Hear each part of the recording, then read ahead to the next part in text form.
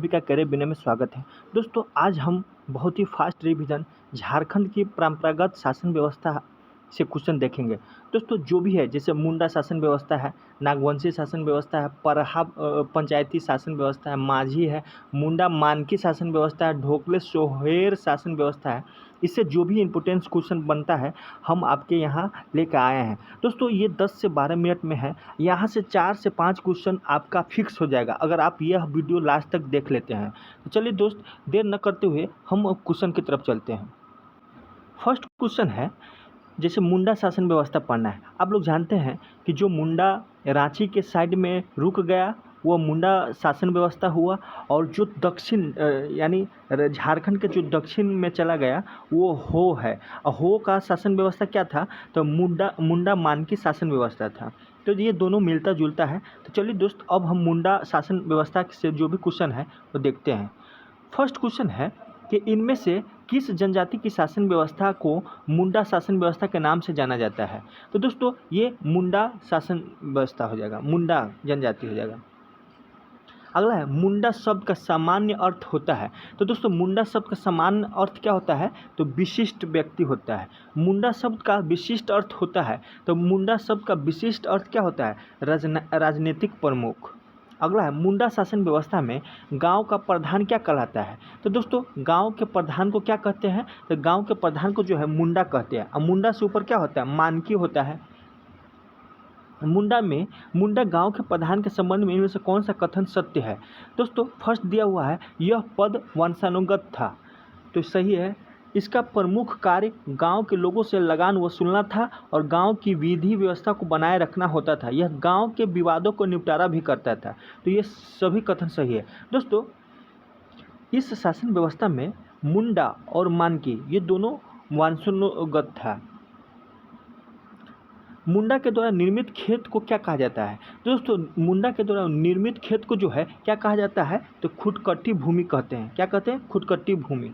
अगला है वह व्यक्ति जो खुदकट्टी भूमि को बनाता है उसे क्या कहते हैं? तो उसको जो है खुदकट्टीदार कहते हैं। दोस्तों इसमें सारा क्वेश्चन मिलेगा, अच्छा से अच्छा और छोटा से छोटा क्वेश्चन भी। मुंडा शासन व्यवस्था में खूंट का क्या अर्थ होता है? तो मुंडा शासन व्यवस्था में खूंट का अर्थ परिवार होता है।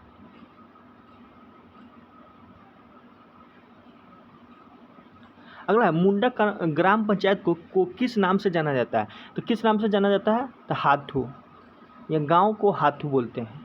मुंडा ग्राम पंचायत का प्रधान होता है। तो मुंडा ग्राम पंचायत का प्रधान कौन होता है? तो हाथू मुंडा होता है। परहा के संबंध में निम्न में से कौन सा कथन असत्य है? असत्य को बताना है। यह एक अंतर ग्रामीण पंचायत होती है, सही है। इस मुंडा जनजाति की सर्वोच्च न्यायपालिका, कार्यपालिका तथा विधायिका की संज्ञा दी जाती है, यह भी सही है। और इस शासन व्यवस्था में महिलाओं को उच्च स्थान प्रदान किया जाता है, यह गलत है सर दोस्तों। इसके प्रमुख अधिकारी कुंवर लाल और कार्थो होता है, यह सही है। तो सी गलत हो गया। अगला है परहा पंचायत का सर्वोच्च अधिकारी कौन होता है? तो परहा पंचायत का सर्वोच्च अधिकारी जो है ये परहा राजा होता है। यानी सबसे नीचे मुंडा के ऊपर मानकी, और मानकी के ऊपर क्या होता है? परहा राजा होता है। दोस्तों परहा राजा का चुनाव होता है, इसमें दोनों वंशगत रहता है। और परहा का 5 अधिकारी भी होता है। आगे अधिकारी के बारे में आएगा। परहा के इन अधिकारियों के बारे में गलत मिलान को पहचाने। तो गलत मिलान को पहचाना है तो ठाकुर जो है परहा राजा का सहायक होता है, सही है। दीवान परहा राजा का मंत्री होता है। पांडे दस्तावेजों को रखने वाला अधिकारी होता है, ये सही है। बरकंदाज ये गांव का वकील होता है। दोस्तों गांव का वकील ये नहीं होता है, लाल होता है। गांव के वकील को क्या कहते हैं? लाल कहते हैं। और बरकंदाज ये दरोगा हो गया। गांव के सिपाही को क्या कहते हैं? तो गांव के सिपाही को है जो है क्या कहते हैं? ये बरकंदाज कहते हैं। अगला है मुंडा शासन व्यवस्था में परहा के सभा की कार्यवाही का नियंत्रण कौन करता है? तो कौन करता है? तो दरोगा करता है। अगला है मुंडा शासन व्यवस्था में परहा सभा का वकील क्या होता है? आ गया क्वेश्चन, तो ये लाल होता है। अगला है परहा पंचायत स्थल को क्या कहते हैं? तो परहा पंचायत के स्थल को जो है अखाड़ा बोलता है। यहाँ पे सांस्कृतिक कार्यक्रम होता है। मुंडा शासन व्यवस्था में निम्न में से किसी गांव को सांस्कृतिक केंद्र की संज्ञा दी जाती है? तो वही अखाड़ा को। परहा पंचायत के प्रधान को क्या कहते हैं? तो परहा पंचायत के प्रधान को मानकी कहते हैं। क्या कहते हैं? मानकी। मानकी का पद क्या है? तो दोस्तों मानकी का पद जो है ये वंशुगत है। मुंडा और मानकी दोनों को वंशुगत होता है। मुंडा गांव के धार्मिक प्रधान को क्या कहते हैं? तो मुंडा गांव के धार्मिक प्रधान को जो है ये पाहन कहते हैं। मुंडा जनजाति में गांव को भूत प्रेत से बचाने हेतु पाहन द्वारा की जाने वाली पूजा पाठ के बदले उसे दी जाने वाली भूमि को क्या कहा जाता है? तो ये डाली कटारी भूमि कहते हैं। डाली कटारी क्या कहते हैं? डाली कटारी भूमि। ये पाहन द्वारा है दोस्तों। मुंडा जनजाति के शासन व्यवस्था में पाहन को दी जाने वाली लगान मुक्त भूमि को क्या कहती है? बहुत ही अच्छा क्वेश्चन है, आप लोग याद रखिएगा। ये डाली कटारी भूमि कहते हैं। दोस्तों यहाँ पे जो क्वेश्चन है ये इसका भूत खेता हो जाएगा। डाली कटारी भूमि तो ये माने बिना लगान वाला भूमि है, विदाउट टैक्स वाला डाली कटारी भूमि। अगला, मुंडा शासन व्यवस्था में पाहन का सहायक कौन होता है? तो इसका सहायक कौन होता है? तो ये महतो होता है। अगला, मुंडा शासन व्यवस्था में महतो का प्रमुख कार्य क्या है? तो इसमें ग्रामीणों को संदेश पहुंचाना होता है। अगला, मुंडा शासन व्यवस्था में भूत खेता क्या है? ये इसके बारे में जो हम पिछला क्वेश्चन में बात किए थे। भूत प्रेत को प्रकोप से बचाने हेतु पाहन द्वारा विशेष पूजा कराने हेतु दी गई भूमि को कहते हैं। अगला है, इनमें से कौन सा परहा पंचायत का सर्वोच्च अधिकारी है? तो सर्वोच्च अधिकारी परहा राजा हो जाएगा। इनमें से कौन सा कथन असत्य है? असत्य कथन को बताना है। मुंडा जनजाति में महिलाओं को प्रशासन के संचालन में बराबरी का स्थान है, गलत है। अखाड़ा मुंडा जनजाति के गांव का सांस्कृतिक केंद्र, सही है। मुंडा जनजाति में गांव में शांति बनाए रखने हेतु बलि दी जाने वाली व्यवस्था है, सही है। पुजार पाहन का सहायक होता है, सही है। महतो भी होता है, पुजार भी होता है, उसको महतो भी बोलते हैं, पुजार भी बोलते हैं। मुंडा शासन व्यवस्था निम्न अधिकारी होते हैं: दीवान, ठाकुर, कर्ता, पांडे, ये सभी जो है सबसे ऊपर जो है उनका अधिकारी होता है। लाल वकील को बोलते हैं। उपयुक्त सभी हो जाएगा। अब हम लोग मुंडा मानकी शासन व्यवस्था, दोस्तों ये हो जनजाति से क्वेश्चन है। हो जनजाति के पारंपरिक शासन व्यवस्था को किस नाम से जाना जाता है? तो ये मुंडा मानकी शासन व्यवस्था के नाम से जाना जाता है। निम्नलिखित में से किस शासन व्यवस्था को भारत की प्रथम गणतांत्रिक शासन व्यवस्था भी बोला जाता है? दोस्तों ये भी क्वेश्चन बहुत अच्छा है, यह मुंडा मानकी शासन व्यवस्था हो जाएगा। अगला, मुंडा मानकी शासन व्यवस्था को किस अंग्रेज अधिकारी द्वारा मान्यता प्रदान की गई थी? तो ये विल्किंसन। मुंडा मानकी शासन व्यवस्था में गांव का प्रधान कौन होता है? तो कौन होता है? ये मुंडा होता है। मुंडा मानकी शासन व्यवस्था में मुंडा निम्न में से कौन सा कार्य करता है? तो मुंडा कौन कार्य करता है? तो ये प्रशासनिक कार्य, न्यायिक कार्य और राजस्व वसूली सभी करता है। मुंडा मानकी शासन व्यवस्था में गांव के प्रधान मुंडा का सहयोग कौन करता है? तो कौन करता है? तो ये डाकुओं के द्वारा होता है। अगला क्वेश्चन है, मुंडा मानकी शासन व्यवस्था में मुंडा के आदेशों गांव के लोग तक पहुंचाने का कार्य कौन करता है? तो ये डाकुओं के द्वारा होता है। अगला क्वेश्चन है, मुंडा मानकी शासन व्यवस्था परहा का निर्माण कितने गांव से मिलकर होता है? तो परहा का गांव का निर्माण जो है 7 से 12 गाँवों का, या 5 से 10 भी आएगा तो सही हो जाएगा। 5 से 10 या 7 से 12। मुंडा मानकी शासन व्यवस्था में 7 से 12 गाँवों को मिलाकर निर्मित परहा का प्रमुख कौन होता है? तो परहा का प्रमुख कौन होता है? तो मानकी होता है। मुंडा मानकी शासन व्यवस्था में परहा का न्यायिक प्रधान कौन होता है? तो परहा का न्यायिक प्रधान जो है कौन होता है? ये पीरपंच होता है। मुंडा मानकी शासन व्यवस्था में गांव का राजस्व अधिकारी कौन होता है? तो गांव का राजस्व अधिकारी जो है ये तहसीलदार होता है। अगला, मुंडा मानकी शासन व्यवस्था में गांव का धार्मिक प्रधान क्या कहलाता है? तो धार्मिक प्रधान को ड्यूरी कहते हैं। क्या कहते हैं? इसका सहायक जो सहायता करता है उसके अगर ये नहीं रहे तो यात्रा ड्यूरी होता है। अगला क्वेश्चन है, मुंडा मानकी शासन व्यवस्था में गांव के धार्मिक मामलों का निपटारा कौन करता है? तो धार्मिक मामलों का निपटारा जो है ये ड्यूरी करता है। अगला है, मुंडा मानकी शासन व्यवस्था में ड्यूरी का सहयोग कौन होता है? तो ड्यूरी का सहयोग में यात्रा ड्यूरी होता है। अब हम लोग परहा पंचायत के बारे में देखेंगे। दोस्तों परहा पंचायत शासन व्यवस्था का संबंध किस जनजाति से है? तो किस जनजाति से? तो ये उरांव जनजाति से है। अगला है उरांव जनजाति में ग्राम प्रधान को क्या कहा जाता है, तो ग्राम प्रधान को महतो कहा जाता है। अगला है परहा पंचायत शासन व्यवस्था को महतो के संबंध में निम्न से कौन सा कथन असत्य है, तो असत्य बताना है। यह गांव का प्रधान होता है, सही है। यह गांव के स्तर के मामलों को निपटारा करता है। महतो के पास प्रशासनिक और न्यायिक दोनों प्रकार के अधिकार होता है, तो सभी सही है, कोई गलत नहीं। उरांव जनजाति में महतो का सहयोग क्या कहलाता है, तो उरांव जनजाति में महतो का सहयोगी माझी कहलाता है। निम्न में से कौन सा महतो को पंचायती आदेशों को लोगों तक पहुंचाने का काम करता है, तो कौन करता है पहुंचाने का काम, तो माझी करता है। अगला परहा पंचायत शासन व्यवस्था में कई गांवों से मिलकर बनी अंतर ग्रामीण पंचायत को क्या कहते हैं, तो क्या कहते हैं, तो इसको जो है परहा कहते हैं। अगला क्वेश्चन है परहा पंचायत शासन व्यवस्था की अंतर्ग्रामीण पंचायत परहा कितने स्तरों में विभक्त होता है, तो कितने स्तरों में विभक्त होता है, तो 3 स्तरों में विभक्त होता है। परहा पंचायत शासन व्यवस्था के संबंध में निम्न में से कौन सा कथन सत्य है, तो सत्य बताना है। फर्स्ट है पंचायत की कार्यवाही में केवल पुरुषों की भागीदारी होती है, इसमें से सत्य बताना है। ये गलत है, केवल पुरुषों की भागीदारी नहीं होती है। पंचायत की कार्यवाही में केवल महिलाओं की भागीदारी केवल नहीं होता है। पंचायत की कार्यवाही में केवल बुजुर्ग, ये भी नहीं होगा। पंचायत की कार्यवाही में पुरुष तथा महिला दोनों की भागीदारी होती है, ये सही हो जाएगा। परहा पंचायत शासन व्यवस्था में 2 या अधिक गाँवों के बीच के विवादों को समाधान कौन करता है, तो कौन समाधान करता है, तो ये परहा करता है।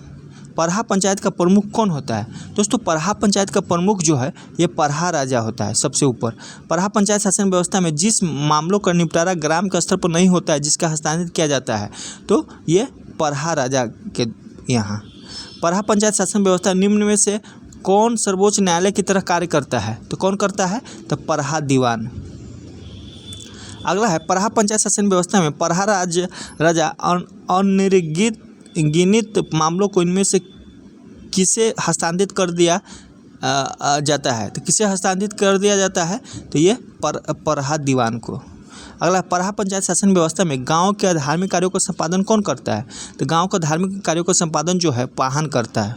अगला परहा पंचायत शासन व्यवस्था में पाहन के संबंध में कौन सा कथन सत्य है, तो ये पाहन का पद जो है शादीशुदा व्यक्ति को ही दिया जाता है, तो ये सही हो जाएगा। परहा पंचायत शासन व्यवस्था में पाहन को दी जाने वाली भूमि को क्या कहते हैं, तो पाहन को दी जाने वाली को पहनई भूमि कहते हैं। परहा पंचायत शासन व्यवस्था में बैगा के बारे में क्या कथन सत्य नहीं है, सत्य नहीं है वो बताना है। तो इसे बैधा भी कहा जाता है। यह पाहन का सहयोगी होता है। यह समानतः देवी देवताओं की पूजा करके उन्हें शांत करने का कार्य करता है, सभी सही है। 18 नंबर है परहा पंचायत शासन व्यवस्था में महतो से पूर्व गांव का पुरोहित व लौकिक प्रधान कौन होता है, तो ये बैगा होता है। परहा पंचायत शासन व्यवस्था में डाडा परहा के बारे में कौन सा कथन सत्य है, तो यह कई गांवों से मिलकर बना होता है, सही है। इसमें परहा के प्रत्येक गांव को सदस्यता के रूप में अधिकार और दर्जा दिया जाता है। इसमें पदों के अनुरूप अधिकार, कर्तव्य और पहचान दी जाती है, सभी सही है। परहा पंच का आयोजन कब किया जाता है, तो कब किया जाता है, जब आश्विन पूर्णिमा के दिन हो, आश्विन पूर्णिमा के दिन। अगला है परहा शासन व्यवस्था के संदर्भ में निम्न से कौन सा कथन सत्य है। इसके अंतर्गत शामिल एक गांव के परहा को राजा गांव कहा जाता है, सही। दूसरे गांव के परहा को दीवान गांव, या तीसरे को पनेर गांव और चौथे को कोटवार गांव कहा जाता है, जबकि शेष गांव को प्रजा गांव कहा जाता है, तो सभी सही हो जाएगा। अब हम लोग माझी परगना शासन व्यवस्था देखेंगे।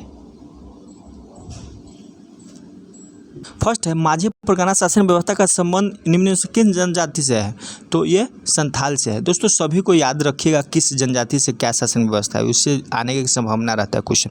संथालों द्वारा निम्न में से किस जनजाति से माझी परगना शासन व्यवस्था का ग्रहण किया गया, तो किसके द्वारा ग्रहण किया गया, तो दोस्तों ये शौरिया पहाड़, क्योंकि ये संथाल लोग जो है जो इधर है साहेबगंज की तरफ, ये वहाँ पर ऑलरेडी पहाड़ी रहता था, और जब संथाल लोग इधर से गया रांची की तरफ से, लोहरदगा की तरफ से, तो वहाँ ये शौरिया पहाड़ी ऑलरेडी था और ये लोग गया, तो इनका प्रभाव उस पर पड़ा संथालों के शासन व्यवस्था पे।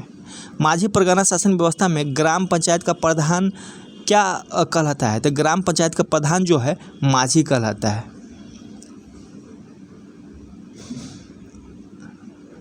अगला क्वेश्चन, निम्न में से कौन एक माझी का प्रमुख कार्य नहीं है? तो कौन नहीं है? तो यह गांव के जमीन को जायदाद से जुड़े विवादों को निपटारा करता है, यह काम है। यह गांव के पर्व त्योहारों तथा अन्य उत्सवों का आयोजन करता है, तो यह काम इनका नहीं है, धार्मिक कार्य। अगला है, माझी के कार्यों का सफल संचालन में कौन से सहयोग प्रदान करता है? तो कौन सा सहयोग प्रदान करता है? तो जोग माझी। अगला है, जोग माझी की अनुपस्थिति में उसके दायित्वों का निर्वहन कौन करता है? तो इनके दायित्वों का जोग प्राणिक करता है। अगला क्वेश्चन है, माझी परगना शासन व्यवस्था में झगड़ों के निपटारे हेतु गांव के कुछ वरिष्ठ लोगों से विचार विमर्श किया जाता है। इन वरिष्ठ लोगों को क्या कहते हैं? तो इन वरिष्ठ लोगों को भगदो प्रजा कहते हैं। क्या कहते हैं? भगदो प्रजा। अगला, निम्न में से किसे उप माझी के रूप में भी जाना जाता है? तो उप माझी के रूप में जो है प्रमाणिक को जाना जाता है। माझी के सचिव के रूप में कौन कार्य करता है? तो माझी के सचिव के रूप में जो है ये गुंडांत करता है, गुंडांत। अगला, माझी परगना शासन व्यवस्था में निम्न में से कौन सी किसी उत्सव या कार्यक्रम की जानकारी ग्रामीणों तक पहुंचाने का कार्य करता है? तो ये गुंडायत करता है। अगला, माझी परगना शासन व्यवस्था में निम्न में से कौन गांव के परिवारों से संबंधित सूचनाएं एकत्रित करने का कार्य करता है? तो कौन सूचनित करता है? गुंडायत, गुरायत। निम्न में से कौन माझी परगना शासन व्यवस्था में गांव के प्रहरी के रूप में कार्य करता है? तो गांव के प्रहरी के रूप में लाशेर टांगाए करता है। कौन? लाशेर टांगाए। माझी परगना शासन व्यवस्था में कौन पुलिस की भांति कार्य करता है? तो पुलिस की भांति जो है चौकीदार करता है। अगला है, माझी परगना शासन व्यवस्था में निम्न में से कौन सी माझी के आदेश पर किसी को भी गिरफ्तार कर सकता है? तो ये चौकीदार। अगला है, माझी परगना शासन व्यवस्था में 15 से 20 गाँव को मिलाकर बने समूह को क्या कहा जाता है? तो बने समूह को जो है परगना कहा जाता है। अगला है, माझी परगना शासन व्यवस्था में परगना का प्रधान क्या कहलाता है? तो परगना का प्रधान जो है प्रगनायत कहलाता है।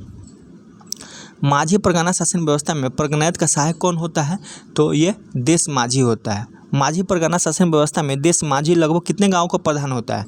तो ये 5 से 8 गाँव का प्रधान होता है।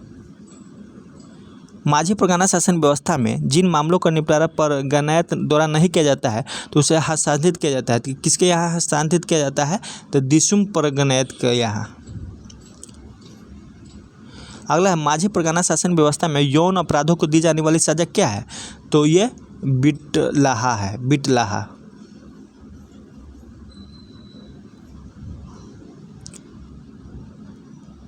अगला क्वेश्चन है, बिटलाहा के तहत दोषी को किस प्रकार की सज़ा दी जाती है? तो किस प्रकार की? तो ये गांव से बहिष्कृत कर दिया जाता है। ये सबसे कठोर सज़ा था। माझी परगना शासन व्यवस्था में बिटलाहा की सज़ा को किस प्रकार समाप्त किया जाता है? तो किस प्रकार समाप्त भी किया जाता है? तो ये दोषी द्वारा क्षमा याचना करते हुए पूरे गाँव को जाति भोज देने पर। माझी परगना शासन व्यवस्था में सबसे हल्की सज़ा क्या है? तो सबसे हल्की सज़ा क्या है? तो ये करेला दंड है, करेला दंड। माझी परगना शासन व्यवस्था में करेला दंड के तहत कितने रुपए का जुर्माना की जाती है? तो कितने रुपए का? तो 5 से लेकर 150 रुपया तक का।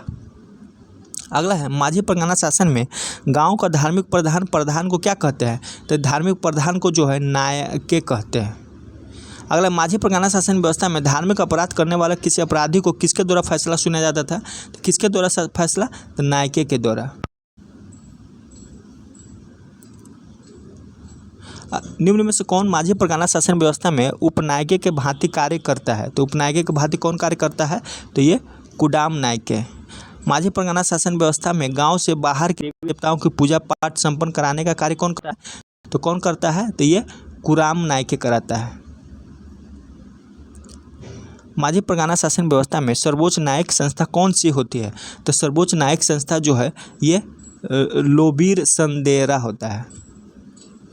अगला है, माझी शासन व्यवस्था में शिकार परिषद का निम्न में से किस नाम से जाना जाता है? तो किस नाम से जाना जाता है? तो ये संदेरा वैसी के नाम से। अगला है, माझी परगना शासन व्यवस्था में निम्न में से किसे भूमि प्रदान नहीं की जाती है? तो किसे भूमि प्रदान नहीं किया?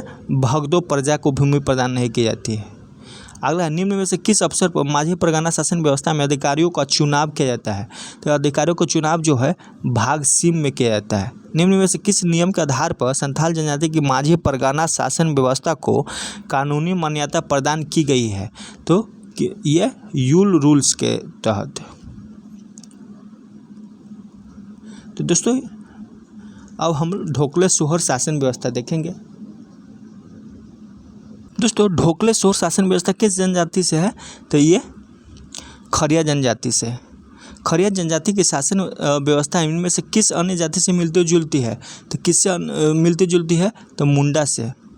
अगला है, ढोकले का शाब्दिक अर्थ क्या होता है? तो ढोकले का शाब्दिक अर्थ क्या होता है? तो ये बैठक होता है। और सोहराय का शाब्दिक अर्थ अध्यक्ष होता है। खरिया जनजाति मुख्यतः कितने प्रकार की होती है? तो खरिया जनजाति मुख्यतः 3 प्रकार की होती है। कौन कौन है? वो आगे आएगा। दुधवा है। जैसे निम्न में से कौन सी खरिया जनजाति का प्रकार नहीं है? तो कौन नहीं है? तो कौन नहीं है पूछ रहा है, तो ये माल पहरियन है। ढेलकी सबसे विकसित है। इसका दूध खरिया है। दूध खरिया सबसे विकसित है। इसका याद ये मध्यम है। दूध खरिया किधर है? ये आपको गुमला की तरफ है। ढेलकी रांची की तरफ, पहाड़ी जो है सिमडेगा की तरफ है। तो पहाड़ी खरिया सबसे गरीब है। खरिया समाज द्वारा अखिल भारतीय महासभा का गठन कब किया गया था? तो कब किया गया था? तो ये 1934-35 में।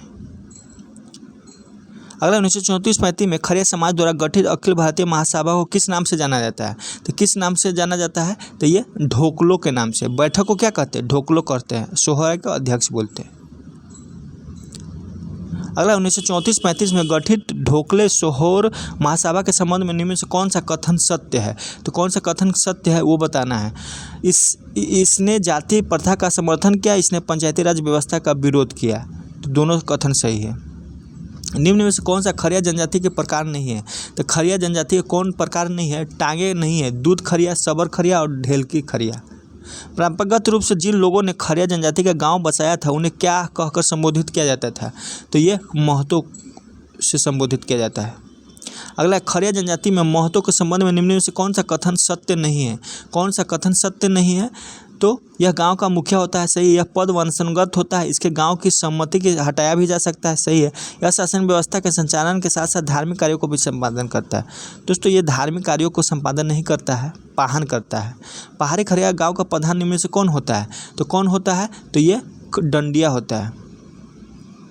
पहरिया खरिया गांव का धार्मिक प्रधान निम्न में से कौन होता है? तो धार्मिक प्रधान जो है दिहुरी है। दोस्तों दिहुरी है, याद रखिएगा। धार्मिक प्रधान को क्या बोलते हैं? दिहुरी। खरिया शासन व्यवस्था में कर टाहा के संबंध में कौन सा कथन सत्य नहीं? कौन सा कथन सत्य नहीं है? यह शासन संचालन में प्रमुख भूमिका है। यह पद गांव के किसी ईमानदार और न्यायिक व्यक्ति को दिया जाता है। सही है। महतो द्वारा इस पद हेतु किसी उपयुक्त व्यक्ति का चयन किया जाता है। ये गलत है। इस पद पर नियुक्ति होने वाले व्यक्ति 20 से 25 गाँव को पंचायत द्वारा मिलकर किया जाता है। सही है। करटाहा को कितना वेतन प्रदान किया जाता है? तो करटाहा को जो है ये वेतन नहीं दिया जाता है। प्रत्येक गांव से संबंधित घटनाओं और समस्या को सोहर कौन अवगत कराता है? यानी अध्यक्ष को कौन अवगत कराता है? तो अध्यक्ष जो है करटाहा ही कराता है। गांव के विभिन्न विवादों और फैसलों से राजा के कौन सा अवगत कराता है? तो कौन सा अवगत कराता है? करटाहा। गांव के जिन परिवारों को अशुद्ध घोषित किया गया है उनको शुद्धिकरण का कार्य कौन करता है? तो शुद्धिकरण का कार्य भी जो है करटाहा ही करता है। अगला है, ढोकले सोहर शासन व्यवस्था किसी परिवार के शुद्धिकरण की प्रक्रिया को किस नाम से जाना जाता है? तो किस नाम से जाना जाता है? तो ये भात भितार। ढोकले सोहर शासन व्यवस्था में अंतर्ग्रामीण विवादों का निपटारा निम्न में से किसके द्वारा किया जाता है? तो किसके द्वारा किया जाता है? तो ये खूंट के द्वारा किया जाता है। अगला, ढोकले सोहर शासन व्यवस्था में खूंट का अध्यक्ष कहलाता है। तो खूंट का अध्यक्ष जो है एक खरिया घाट कहलाता है। ढोकले सोहर शासन व्यवस्था में खूंट के अध्यक्ष खरिया घाट का चयन कैसे किया जाता है? तो इसका चयन जो है किसी करटाहा को आपस में से चुना जाता है। अगला, ढोकले शासन व्यवस्था में कौन सा कथन असत्य है? असत्य बताना है। तो संपूर्ण खरिया समाज की बैठक को ढोकले के नाम से जाना जाता है। बैठक ढोकले सही है। खरिया जनजाति द्वारा वार्षिक रूप से ढोकले का आयोजन किया जाता है और प्रत्येक 3 वर्ष में ढोकले सोहर का चुनाव लोगों के ढोकलों के माध्यम से किया जाता है। तो दोस्तों ऊपर सभी सही है। देखिए, ढोकले सोहोर का चुनाव जो है 3 वर्ष में होता है अध्यक्ष, लेकिन ढोकला जो बैठक होता है हर साल होता है। पहाड़ी खरिया गांव का धार्मिक प्रधान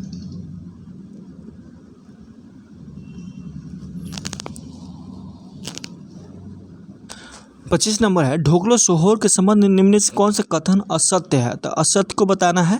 तो यह संपूर्ण खड़े समाज का राजा होता है, सही है। चयन ढोकलो के लोगों द्वारा होता है। ढोकलो द्वारा अपने मंत्रियों की सहायता से मुकदमों का निर्णय होता है। ढोकलो सोहोर का चयन प्रतिवर्ष होता है। दोस्तों ढोकलो सोहोर का चयन जो है 3 वर्ष में होता है। ढोकलो सोहोर का मंत्री या सचिव निम्न में से कौन होता है? तो कौन होता है? तो ये लिखाकर होता है। ढोकलो सोहोर शासन व्यवस्था लिखाकर का क्या अर्थ होता है? तो इसका अर्थ जो है राजा को सामाजिक, राजनीतिक और प्रशासनिक कार्यों में सहयोग देना होता है। ढोकलो सोहोर शासन व्यवस्था निम्न में से कौन राजा का खजांची होता है? तो राजा का खजांची कौन होता है? तिंजोकोर होता है। इसको याद रखिएगा, अच्छा क्वेश्चन है। ढोकलो सोहोर शासन व्यवस्था निम्न में से कौन सा राजा का सलाहकार होता है? तो राजा का सलाहकार कौन होता है? तो ये दीवान होता है। ढोकलो सोहोर शासन व्यवस्था में गांव के धार्मिक प्रधान को क्या कहा जाता है? तो गांव के धार्मिक प्रधान को जो है क्या कहा जाता है? तो ये काले या पाहन कहा जाता है, दोनों कहा जाता है। दोस्तों अब लास्ट है, नागवंशी शासन व्यवस्था के प्रथम शासक कौन थे? तो ये फनी मुकुट राय है। नागवंशी राजाओं द्वारा मुगल शासकों को दिए जाने वाले कर को क्या कहा जाता है? तो कर को क्या कहा जाता है? मालगुजारी कहा जाता है। मानकी लोगों को नागवंशी शासकों द्वारा किस नाम से जाना जाता है? तो किस नाम से? तो भूईहर के नाम से जाना जाता है। नागवंशी शासन व्यवस्था का प्रथम 1764 ईस्वी में माना जाता है। निम्न में से किस शासन व्यवस्था के बाद नागवंशी शासन व्यवस्था की शुरुआत की गई? तो नागवंशी शासन व्यवस्था की शुरुआत जो है किसके बाद किया गया था? तो ये मुंडा शासन व्यवस्था के बाद किया गया था। नागर शासन व्यवस्था की फनी मुकुट राय ने निम्न से किन स्थान पर अपने राजपक्षी बनाया था? तो सुतियाम्बे में राजधानी बनाया था, सुतियाम्बे में। दोस्तों ये तो हिस्ट्री का है पार्ट, आप लोग देख लीजिएगा वीडियो लास्ट तक, और आपको कैसा लगा आप लोग कमेंट जरूर कीजिए। चलिए दोस्त, थैंक यू।